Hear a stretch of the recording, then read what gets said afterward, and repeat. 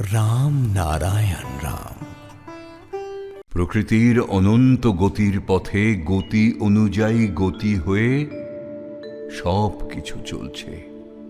তাই সৃষ্ট বস্তুসমূহ একটা রূপে আর থাকে না।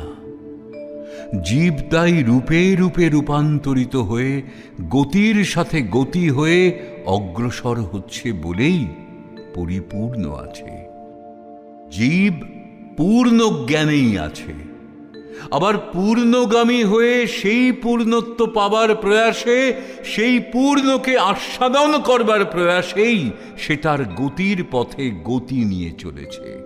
গতি রয়েছে বলেই জীব পরিবর্তনের মাঝে রূপান্তরিত হচ্ছে রূপে রূপে। প্রকৃতির ধারাবাহিকতার ধারায় এই বিষয়বস্তুর বস্তুত্ব জানার পথ এভাবেই চলছে। এই পরিবর্তন শুধু দেখার জন্যে নয়, একে অন্তর দিয়ে উপলব্ধি করা প্রয়োজন। এই সহজাত প্রাকৃতিক যে দান, তাকে নৈসর্গিক বলে। প্রতিটি জীবের ভেতর এই সহজাত ভাব প্রতিষ্ঠিত। এই সহজাত ভাব প্রতিষ্ঠিত আছে বলেই জীব বার্ধক্যের দিকে চলেছে।